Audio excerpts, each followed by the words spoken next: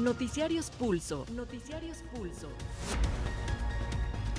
Independencia editorial y pluralidad desde la radio pública. Radio pública. Información que gira en torno al mundo. A nuestro mundo. Nuestro mundo. Esta mañana, 2 trenes de la línea 3 del metro chocaron en el túnel entre las estaciones Potrero y La Raza. Una mujer de 25 años falleció y 57 personas resultaron lesionadas. La Fiscalía General de Justicia de la Ciudad de México informó que inició una carpeta de investigación por estos hechos, mientras que el secretario de Seguridad Ciudadana, Omar García Harfuch, informó que si bien los peritos definirán qué fue lo que pasó, hasta el momento se sabe que se trató de un choque por alcance. El presidente Andrés Manuel López Obrador lamentó el accidente en el metro de la Ciudad de México y envió condolencias y solidaridad a los afectados. El accidente sorprendió a la jefa de gobierno de la Ciudad de México, Claudia Sheinbaum, cuando realizaba una gira en el estado de Michoacán. Dirigentes de oposición afirman que el choque de vagones en la línea 3 del metro es una muestra de ineptitud y criminal negligencia del gobierno de la Ciudad de México. También pidieron a la jefa de gobierno, Claudia Sheinbaum, que deje su campaña presidencial y atienda los problemas de la Ciudad de México, como dar mantenimiento al metro. Por otra parte, el gobernador de Sinaloa, Rubén Rocha Moya, informó que brigadas de salud del Estado y del Ejército, así como de la Comisión Federal de Electricidad, serán desplegadas en la sindicatura de Jesús María, Culiacán, donde vecinos denunciaron que estuvieron sitiados tras la captura de Ovidio Guzmán López. En el panorama internacional, los combates no han cesado en Ucrania, a pesar de la tregua ordenada por el presidente ruso Vladimir Putin con ocasión de la Navidad ortodoxa. Soldados rusos y ucranianos celebraron esta festividad en medio de las trincheras bajo el fuego enemigo. Irán ahorcó a un campeón de karate y a un entrenador voluntario de niños. Estas ejecuciones elevan a 4 el número oficial de manifestantes muertos a manos de las autoridades del régimen iraní desde el fallecimiento bajo custodia policial de la joven Mahsa Amini.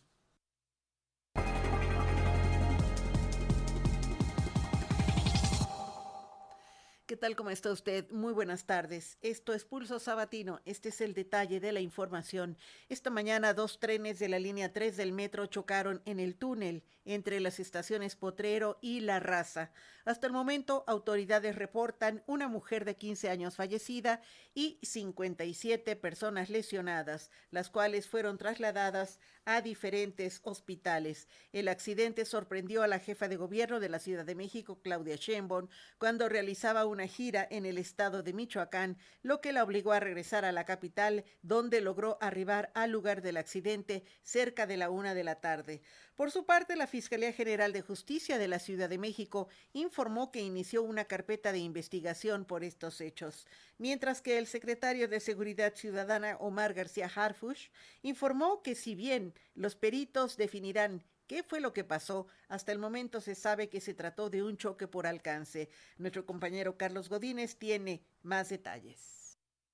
Una persona muerta y 57 lesionados que fueron trasladados para recibir atención médica a hospitales es el saldo preliminar del choque de trenes ocurrido en la línea 3 del sistema de transporte colectivo Metro esta mañana entre las estaciones Potrero y La Raza. También se instalaron mesas de trabajo para brindar información a los familiares de los lesionados y atención especializada.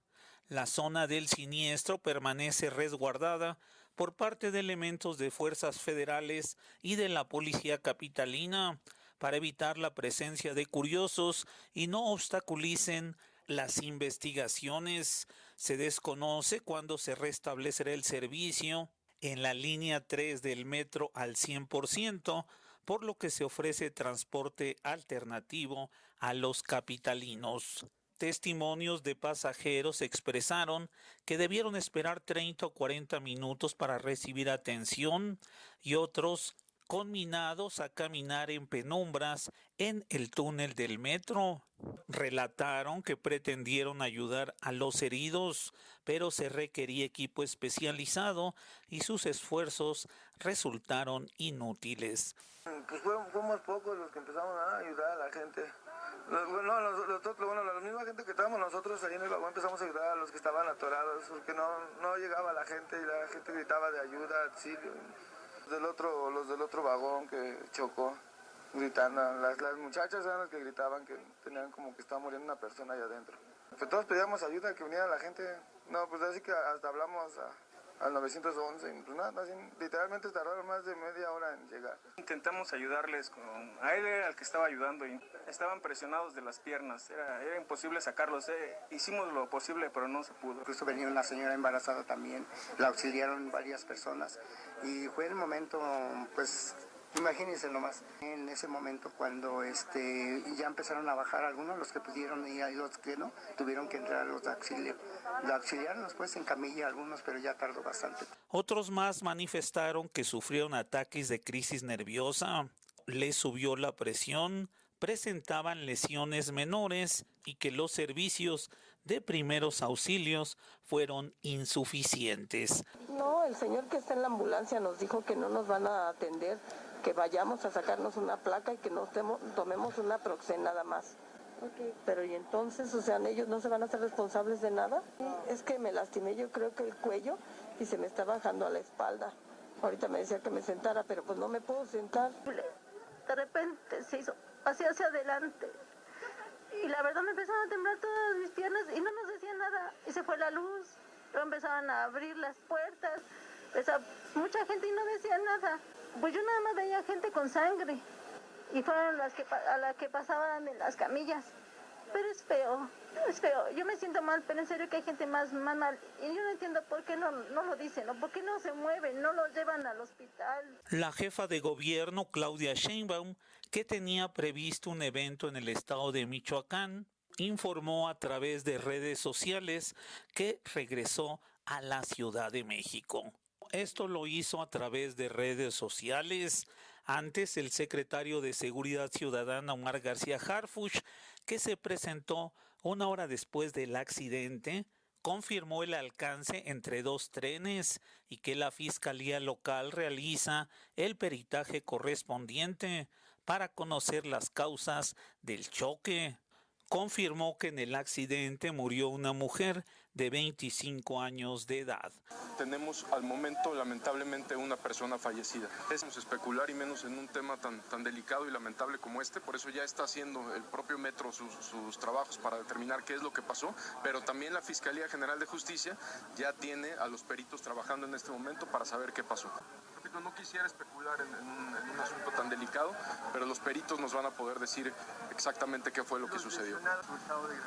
Hasta ahorita no nos reportan ninguno grave de los lesionados, de los trasladados, pero en cuanto lo tengamos confirmado lo van a decir. También la jefa de gobierno ya viene para acá, ya viene en camino la doctora Claudia Sheinbaum. Un par de horas más tarde arribó la mandataria capitalina que venía de Michoacán, de donde se trasladó en helicóptero. En la estación Potrero se tiene previsto ofrezca un mensaje y un parte de lo ocurrido. Cabe recordar, durante la actual administración han ocurrido diversos incidentes graves en el metro, el más reciente en la línea 12, que está fuera de servicio desde el 3 de mayo de 2021, que costó la vida a 26 personas y dejó un centenar de lesionados al desplomarse una obra elevada. La línea dorada se tiene previsto comience a operar parcialmente después del 15 de enero próximo. En enero de 2021 se registró el incendio en el Centro de Control 1 del metro, en la calle de Delicias, donde perdió la vida una mujer policía. También en marzo de 2020 se presentó una colisión entre dos trenes en la estación Tacubaya de la línea 1 del metro. Para Pulso de Radio Educación, Carlos Godínez Telles. En su cuenta de Twitter, el presidente Andrés Manuel López Obrador lamentó el accidente en el metro de la Ciudad de México y envió condolencias y solidaridad a los afectados. El presidente Andrés Manuel López Obrador lamentó el accidente que se registró este sábado en el metro de la Ciudad de México. En un mensaje en sus redes sociales, el jefe del Ejecutivo informó que tiene el reporte de que una persona murió y ya hay varios heridos. López Obrador envió sus condolencias y solidaridad a los afectados por el accidente registrado en la línea 3 del metro. El jefe del Ejecutivo afirmó que las autoridades de la capital están atendiendo el percance y afirmó que cuentan con todo el apoyo del gobierno federal. Para Pulso de Radio Educación, Sosimo Díaz. Dirigentes de oposición afirman que el choque de vagones en la línea 3 del metro es una muestra de ineptitud y criminal negligencia del gobierno de la Ciudad de México. También pidieron a la jefa de gobierno, Claudia Sheinbaum, que deje su campaña presidencial y atienda los problemas de la Ciudad de México, como dar mantenimiento al metro.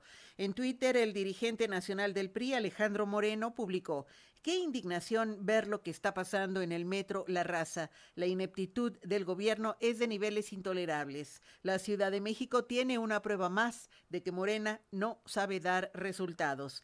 Igualmente, Marco Cortés, presidente nacional del PAN, habló de negligencia en la misma red social. Afirmó que la criminal negligencia, impunidad y falta de mantenimiento en el metro provoca otro choque. Nuevamente, López Obrador protegerá a su corcholata favorita, como con la caída del metro que dejó 26 muertos. Asimismo, exigió atención inmediata a los heridos. Por su parte, el presidente del PRD, Jesús Zambrano, mencionó los otros accidentes que se han registrado en el metro en la administración de Claudia Sheinbaum. Denunció que la culpable es Claudia, que insiste en gastarse el dinero de los capitalinos en su campaña ilegal, en lugar de dar mantenimiento al metro. Diariamente, millones de personas utilizan el metro de la Ciudad de México para trasladarse a algún destino, ya que a través de sus 11 líneas que actualmente están en operación, se puede llegar a casi cualquier lugar con solo 5 pesos. Sin embargo, incidentes como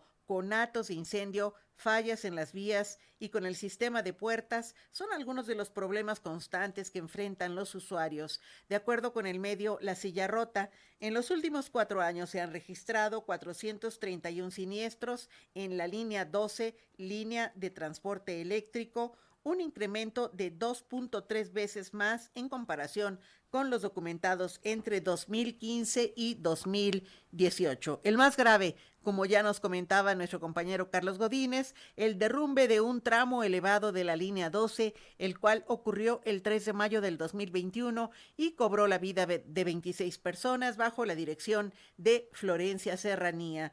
En más de una ocasión, los usuarios han señalado falta de mantenimiento a las instalaciones del metro e incluso conductores ebrios manipulando los trenes en horas pico.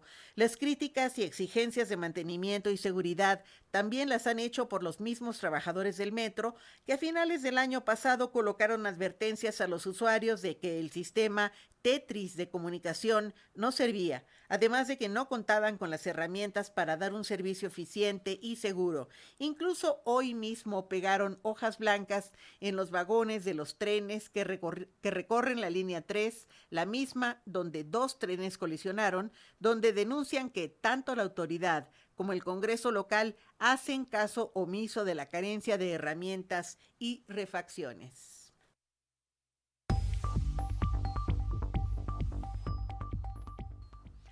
El gobernador de Sinaloa, Rubén Rocha Moya, informó que brigadas de salud del Estado y del Ejército, así como de la Comisión Federal de Electricidad, serán desplegadas en Sindicatura de Jesús María, Culiacán, donde vecinos denunciaron que estuvieron sitiadas tras la captura de Ovidio Guzmán López.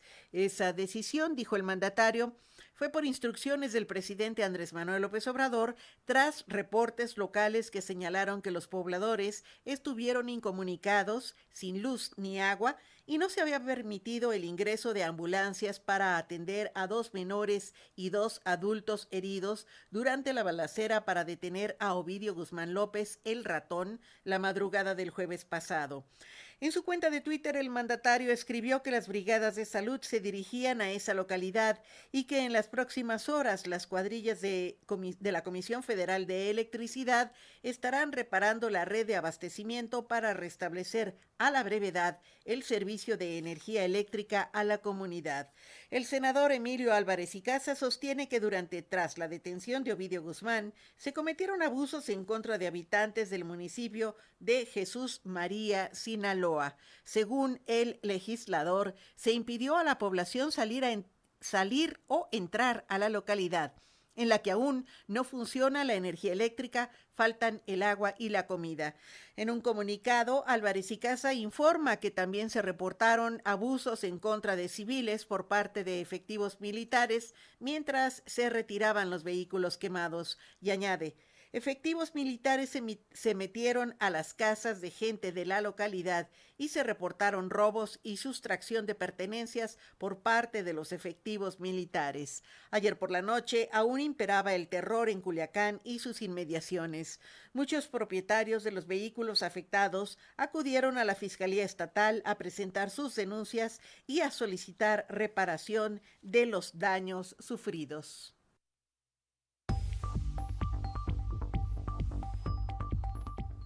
A casi 9 meses de su detención por el homicidio del exgobernador de Jalisco, Aristóteles Sandoval Díaz, el empresario José N., alias Manu Vaquita, recuperó su libertad y ayer por la noche. La Fiscalía del Estado solicitó el sobreseimiento del delito de homicidio por falta de elementos para seguir el proceso en contra de Manu Vaquita por ese delito, además de que se llegó a un acuerdo con su defensa a cambio de información para abrir nuevas líneas de investigación que ayuden a dar con los responsables materiales del crimen del exmandatario. Las fuentes consultadas indicaron que el juez sentenció a Manu Vaquita a 30 días de prisión, pero como la pena ya fue compurgada, el juez ordenó su inmediata liberación. José N. abandonó el reclusorio metropolitano cerca de las 21:30 horas. José N., que fue detenido el 9 de abril en una operación coordinada de la Fiscalía General de Jalisco y de la Ciudad de México por su presunta implicación en el homicidio del exgobernador Aristóteles Sandoval, ocurrido el 18 de diciembre del 2020 en el bar Distrito 5 en Puerto Vallarta.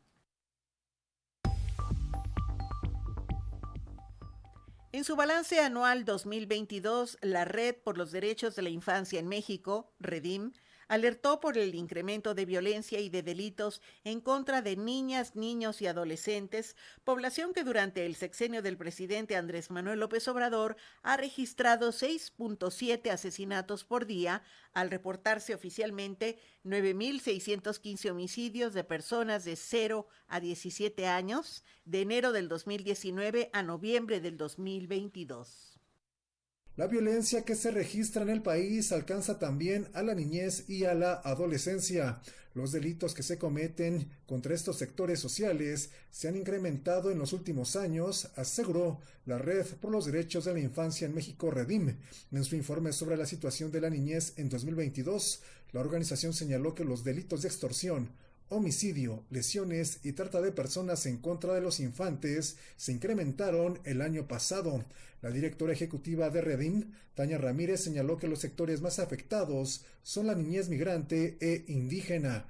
Ramírez aseguró que se ha incrementado el número de infantes migrantes que son enviados de Estados Unidos a México. Particularmente cuando hablamos de niñez migrante, hemos observado que de enero a noviembre, en el último corte, digamos, de los boletines estadísticos que hace la Unidad de Política Migratoria, 23.340 niñas, niños y adolescentes fueron repatriados de Estados Unidos a México. Este es un incremento que se ha mantenido constante y que durante todo el año estuvimos documentando. Si bien hay variaciones, es un hecho que México se está convirtiendo de facto en la frontera para la migración que viene de Centroamérica y en el tercer país seguro respecto de la cantidad de repatriaciones. Esto representa un incremento de más del 10% respecto a lo que se vio durante el 2021 hacia hacia el 2022. Ramírez Hernández señaló que la violencia contra infantes y adolescentes afecta principalmente a las mujeres. Hay que hacer mención de que muchas de las violencias que hemos observado durante el año pasado se muestran claramente más graves cuando hay una cuestión de género hacia las mujeres. Hay que recordar que mujeres también eran las niñas y las adolescentes, y lo vemos en los datos de este año. 2 de cada 3 reportes de desapariciones de niñez y adolescencia son mujeres, es decir, son niñas y adolescentes. Hay que ver otros 2 datos que pudimos recoger con base en lo que la Secretaría de Salud documenta respecto de violencia sexual y violencia familiar. El 93% de los casos de violencia sexual contra personas de 0 a 17 años es contra mujeres, es decir, las niñas y las adolescentes representan el 93% de los casos de violencia sexual. La activista afirmó que, a pesar de que la niñez y la adolescencia representan el 30% de la población en México, no son tomados en cuenta en las políticas públicas. En México hay 126 millones de personas, de las cuales niñas, niños y adolescentes representan más del 30% de la población, es decir, más de 38 millones de personas entre los 0 y los 17 años de edad, de los cuales pues estamos ahí más o menos repartidos entre hombres y mujeres. Nos importa mencionar esto porque la niñez y la adolescencia, siendo la tercera parte de la población, por supuesto que no tienen la tercera parte de la atención pública, de la acción del Estado, ya no digamos del presupuesto nacional. Para Pulso de Radio Educación, Sosimo Díaz. Para el académico de la UNAM, Tomás Milton Muñoz Bravo, el tema prioritario en la próxima cumbre de líderes de América del Norte es el de la migración, un tema que le interesa sobremanera a Estados Unidos. Prueba de ello, dice, es su reciente propuesta de endurecimiento en la cuestión migratoria y de que mañana el presidente Joe Biden hará un recorrido por El Paso, Texas. Nuestro compañero Sosimo Díaz entrevistó a Muñoz Bravo, doctor en Ciencias Políticas y Sociales por la UNAM, y nos envió el siguiente despacho. En la cumbre trilateral entre México, Estados Unidos y Canadá, nuestro país tendrá que buscar soluciones en el tema migratorio. Las medidas que se han tomado en este tema, sobre todo las impuestas por Estados Unidos, solo han agudizado la situación de los migrantes y han generado mayor presión para México. Así lo aseguró el académico Tomás Milton Muñoz, de la Facultad de Ciencias Políticas y Sociales de la Universidad Nacional Autónoma de México. El especialista señaló que la migración es uno de los temas más importantes para Estados Unidos. La migración sigue siendo un tema muy complicado para la administración de Biden, de cara a lo que van a ser incluso las elecciones de 2024, las presidenciales. Muy importante también entender que en este contexto ya se anunció que Biden, además de haber dado un anuncio muy duro sobre los migrantes, les pide básicamente no se aparezcan, no ingresen por nuestras fronteras de forma indocumentada. Biden estará el domingo 8 de enero en El Paso, Texas. ¿Para qué? Para dar de nueva cuenta un discurso sobre seguridad e inmigración. Está endureciendo entonces en ese sentido su política migratoria, sin duda alguna. Se anunció también, les recuerdo que la semana que recién termina en Washington, este nuevo programa para que 30,000 migrantes con familiares en Estados Unidos, provenientes de Cuba, Haití, Nicaragua y Venezuela, puedan estar de forma regular en Estados Unidos cada mes. ¿Cuál es el problema? Que de esas 30,000 visas, 24,000 son precisamente para venezolanos. ¿Eso qué significa? Que el gobierno mexicano, a su vez, se ha comprometido a aceptar de nueva cuenta más de 30,000 migrantes expulsados por Estados Unidos de estas nacionalidades cada mes. El grave problema es, ¿y dónde está el dinero por parte de Estados Unidos? ¿Dónde está el apoyo? Otra vez México está dando todo por nada. Muñoz Bravo agregó que la administración de Biden continúa con las medidas extremas para controlar la migración. La actual administración estadounidense, la de Joe Biden, es una administración muy pragmática. Es decir, llegó con una agenda más de protección de los derechos de los migrantes, pero ante la poca posibilidad de revertir algunas medidas ante la Corte Suprema de Justicia de Estados Unidos, Biden y su equipo se han vuelto pragmáticos y siguen utilizando, por ejemplo, el título 42 para expulsar de forma inmediata a migrantes, a pesar de que ya no se encuentra en crisis sanitaria Estados Unidos. ¿Eso qué significa? Y eso es en lo que me voy a centrar. Es en este momento un gran reto para las ciudades norteñas fronterizas de nuestro país, incluso también las del sureste mexicano, por la gran cantidad de inmigrantes que están cruzando y que se están quedando en nuestro país. En la práctica, y a pesar de que programas como el Quédate en México ya habrían terminado, en la práctica México sigue admitiendo a una gran cantidad de inmigrantes solicitantes de asilo y de refugio. El especialista universitario señaló que sí se requieren programas sociales y de desarrollo para evitar la migración, pero deben ser programas que verdaderamente funcionen. Que sí generar programas de atención para evitar la inmigración masiva. Esto es un programa, esto es obviamente un objetivo de mediano y largo plazo, pero es necesario que se realice y de manera puntual.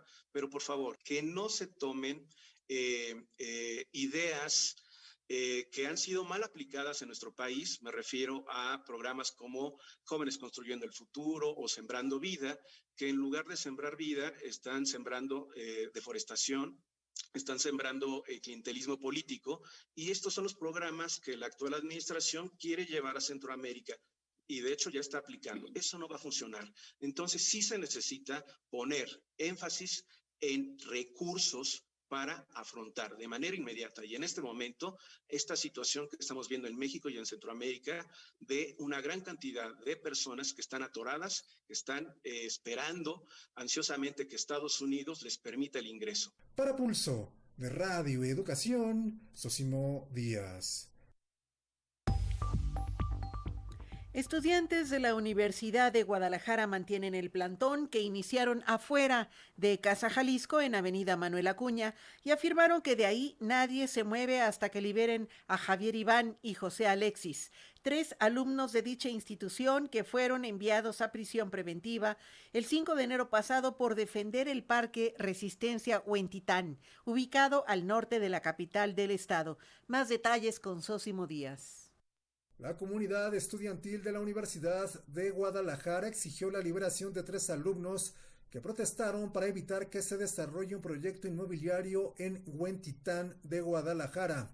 Los estudiantes detenidos apoyaron un plantón que vecinos hicieron en el parque de Huentitán durante el año 2021 para impedir el desarrollo de la obra. En agosto de ese mismo año, el plantón fue desalojado por las autoridades. La semana pasada, los 3 estudiantes fueron convocados a una audiencia inicial por su presunta responsabilidad en la comisión de varios delitos. Los alumnos acudieron al penal de Puente Grande y ahí fueron vinculados a proceso por despojo con violencia de inmuebles y aguas. El rector de la universidad, Ricardo Villanueva, responsabilizó al gobernador de Jalisco, Enrique Alfaro, de esta persecución en contra de los estudiantes. Villanueva señaló que la universidad se encuentra en estado de emergencia hasta que se libere a los estudiantes. 3 estudiantes que no merecían dormir 144 noches en un parque, porque eso fue lo que hicieron. Los jóvenes se fueron a dormir 144 noches para defender un parque con los vecinos de Huentitán. Y la peor noticia es que un año después de que los desalojaron con violencia, tuvieron que pasar una noche más fuera de sus casas, ahora en el penal de Puente Grande. A mí me parece una de las injusticias más feas que he vivido. Y tener que yo acompañarlos ayer al penal y no regresarme con ellos fue duro. Y vamos a vivir de aquí al martes días duros, porque tenemos 3 hijos de la universidad en la cárcel por una injusticia. Los 3 estudiantes se mantienen en prisión preventiva oficiosa hasta el próximo martes, día en que se reanuda la audiencia. Los alumnos de la universidad informaron que realizarán acciones para exigir la liberación de sus compañeros. No vamos a descansar hasta devolver con bien y en libertad a nuestros 3 jóvenes estudiantes, que las únicas armas con las que ingresaron a ese predio fue la esperanza de una vida mejor, fue con árboles, con picos y palas para transformar ese predio en vida. Y hoy lo que tienen de parte del gobierno, de la sociedad y del Poder Judicial es una reprimenda que como universitarios no vamos a permitir. Para Pulso de Radio y Educación, Sosimo Díaz. En un hecho histórico, la ministra Norma Lucía Piña Hernández fue electa esta semana como presidenta de la Suprema Corte de Justicia de la Nación para el periodo 2023-2026, lo que la convierte en la primera mujer en dirigir el Poder Judicial de nuestro país. Al respecto, tenemos un trabajo especial de nuestra compañera Eliud Hernández. En México, la justicia tiene rostro de mujer. En el primer día hábil de 2023, ocurrió un hecho sin precedentes en el Poder Judicial. La ministra Norma Lucía Piña Hernández fue investida como la primera presidenta de la Suprema Corte de Justicia de la Nación, hecho que marca un hito en la historia de México y en la trayectoria de conquista de cargos de decisión de las mujeres. Aquí, un extracto de su discurso. Los represento a ustedes, ministras y ministros de la Suprema Corte de Justicia de la Nación, consejeras y consejeros de la Judicatura Federal. Al mismo tiempo, al ser la primera mujer que preside este máximo tribunal, represento también a las mujeres. A nuestro nombre, les agradezco la congruencia a mis compañeras y compañeros. Reconozco la importantísima determinación de la mayoría de este tribunal pleno de romper lo que parecía un inaccesible techo de cristal.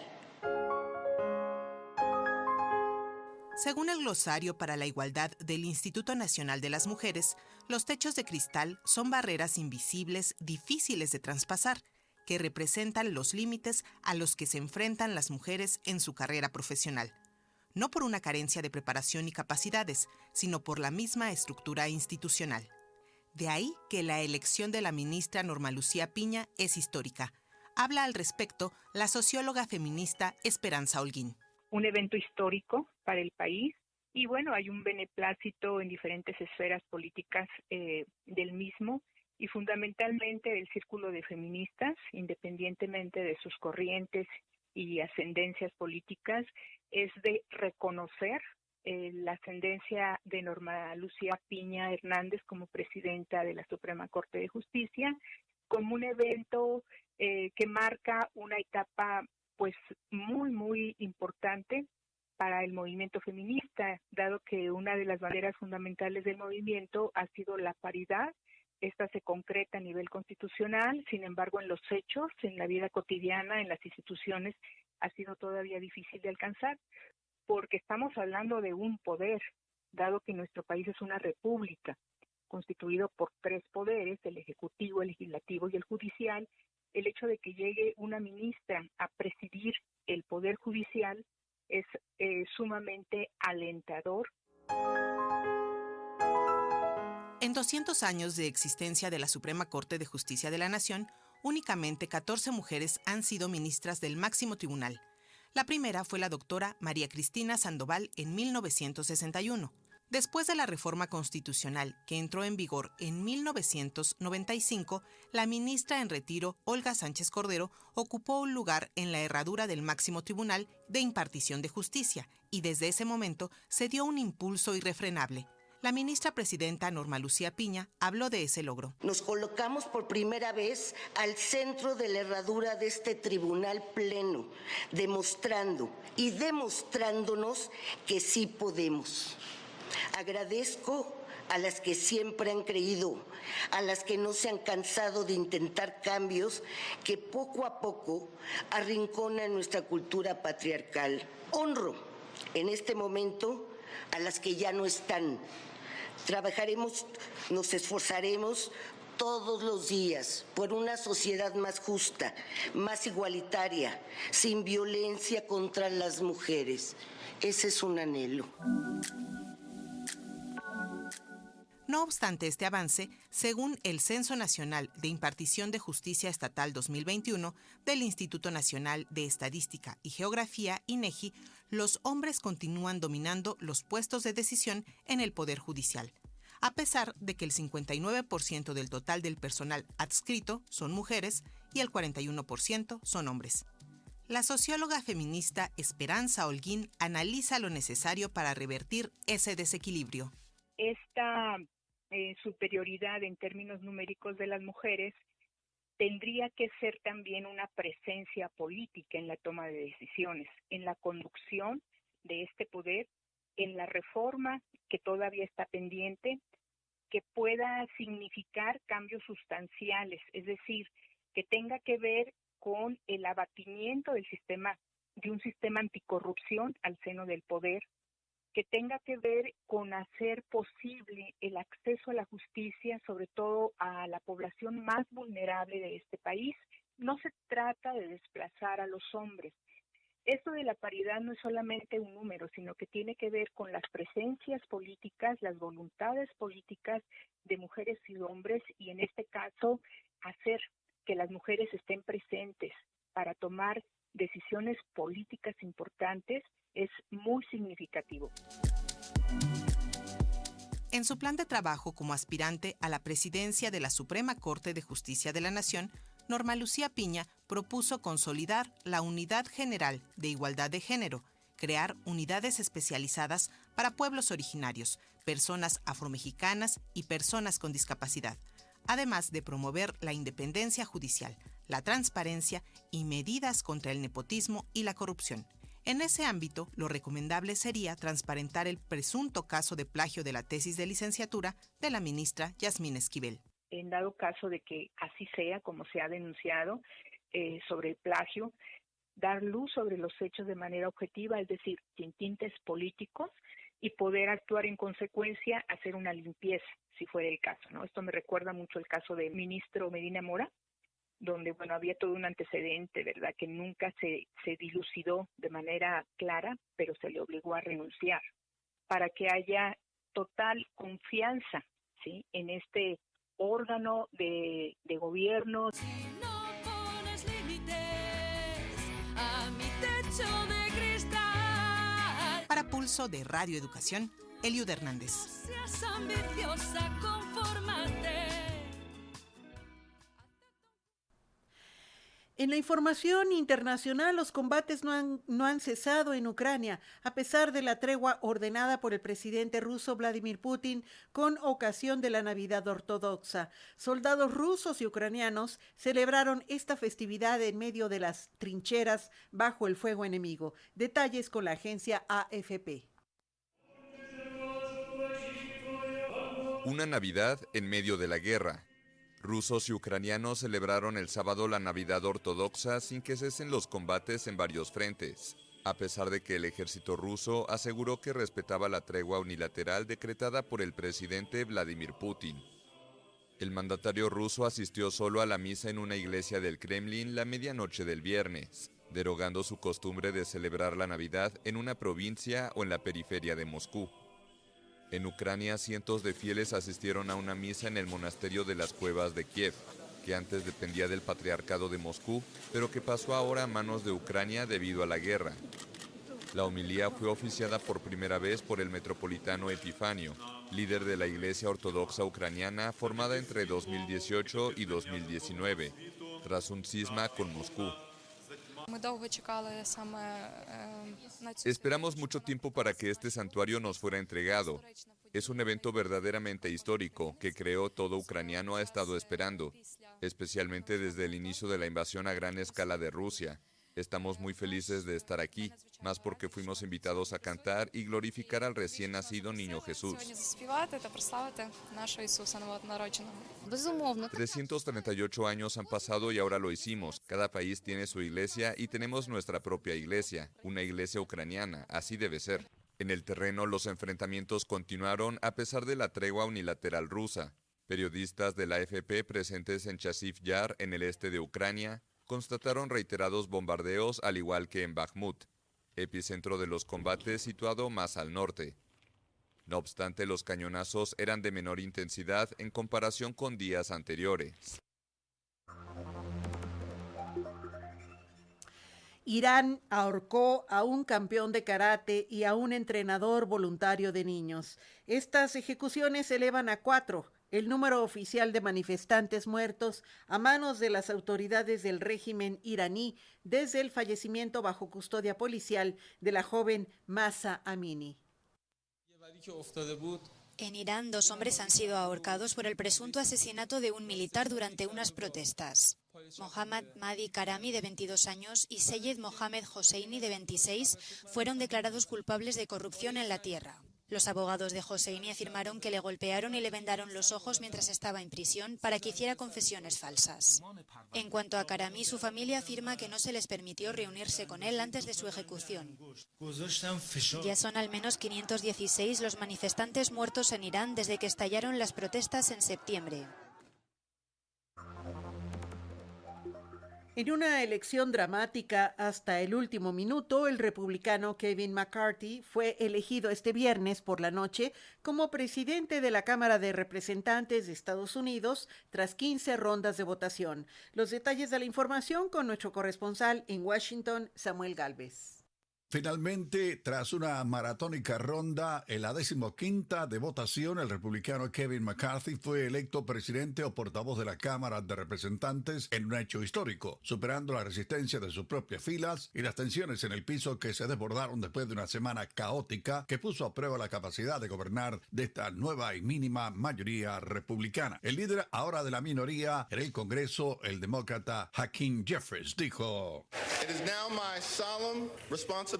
Ahora es mi mayor responsabilidad To hand over the people's gavel. Entregarle la posesión, el martillo del pueblo, To a son of Bakersfield. A un hijo de Bakersfield, en California, donde él nació. A former small business owner. Un hombre propietario de una pequeña empresa. A proud product of a firefighter's household. Un orgulloso producto de un cuerpo de bomberos donde el actual portavoz de la Cámara de Representantes trabajó para pagar la cobertura de sus estudios universitarios. The gentleman from the great state of California. El hombre del gran estado de California. And the next speaker of the 118th Congress. Y el nuevo portavoz de la Cámara de Representantes. Kevin McCarthy. That was easy, huh? Esto fue fácil, ¿verdad? Dijo en tono de broma. Never thought we'd get up here. Nunca pensé que llegaría a este sitio. Thank you, Minority Leader. Gracias, líder de la minoría. Jeffries. Hakeem, I've got to warn you. Te quiero hacer una advertencia, Joaquín. 2 years ago, I got 100% of the vote. Hace 2 años tuve el apoyo del 100% de mis votos. De mi conferencia. Obviamente McCarthy estaba refiriéndose a cuán difícil fue este proceso para él. La cuenta fue de 216 a 212, con lo que los demócratas votaron por el líder Hakeem Jeffries y 6 republicanos que se pusieron a McCarthy simplemente votaron presentes. El sorprendente giro de los acontecimientos se produjo después de que McCarthy accedió a muchas de las demandas de sus detractores, incluida la reinstauración de una regla de larga data en la Cámara que permitía a cualquier miembro llamar a votación para echarlo del cargo. Para Pulso de Radio Educación desde Washington les informó Samuel Gálvez. En el ámbito cultural, la Expo Venta Artesanal Arte y Colores de la Ciudad de México, el programa de Barrios Mágicos, el Tianguis Turístico México y la actualización de la Dirección General de Servicios al Turista Ángeles Verdes son acciones con las que inicia este 2023 para fortalecer al turismo y la cultura. En el marco de la inauguración de la Expoventa Arte y Colores de la Ciudad de México, el secretario de Turismo del Gobierno de México, Miguel Torruco Márquez, destacó la importancia de la riqueza artesanal, gastronómica y cultural del país, pues esta amplia oferta coloca a México como uno de los destinos más visitados de América Latina por turistas hospedados en hotel y el segundo en visitantes extranjeros. De acuerdo con el secretario, tan solo en 2022 se reportó la ocupación hotelera de 11.9 millones de turistas y se pasó del lugar 17 al 9 en ingreso de divisas por turismo. Asimismo, agregó que la Dirección General de Servicios al Turista Ángeles Verdes se actualizó y puso en marcha un programa por el cual nuestro país recibirá el Premio a la Innovación Tecnológica en la Feria Internacional de Turismo 2023. Hoy en día ya se cuenta con el sistema de geointeligencia de Ángeles Verdes. Ha sido una innovación que acabamos de recibir ya la notificación por parte de España en Fitur. El premio a la innovación tecnológica se lo lleva la Secretaría de Turismo del Gobierno de México y vamos a estar la semana que entra recogiendo el premio a la mejor innovación turística que se ha hecho en el año pasado.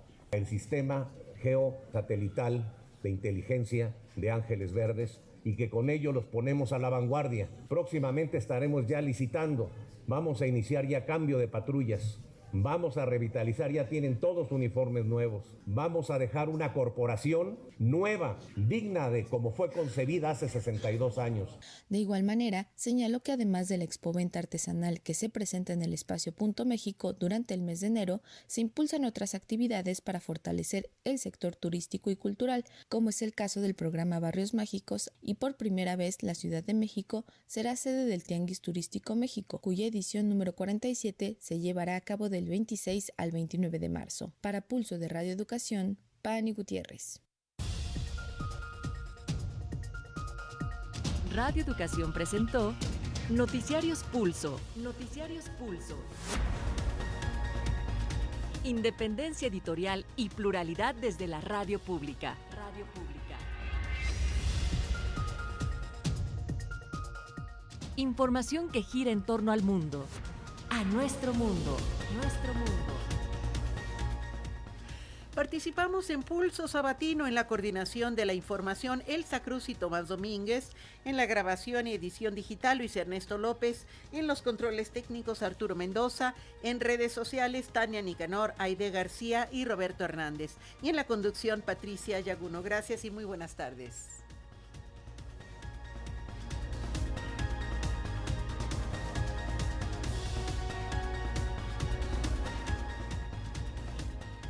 Radio Educación agradece el enlace a este servicio informativo a Radio Universidad en Ciudad Cuauhtémoc, Chihuahua, Radio Ometepec, Guerrero, Radio Universidad Juárez de Durango, Radio Nicolaita en Morelia, Michoacán, Señal Cuculcán en Mérida, Yucatán, Señal Cultura Sonora en Hermosillo, en Oaxaca, a Radio Universidad Benito Juárez, Radio Aire Zapoteco en Santa María Yaviche y a Radio Zacatecas.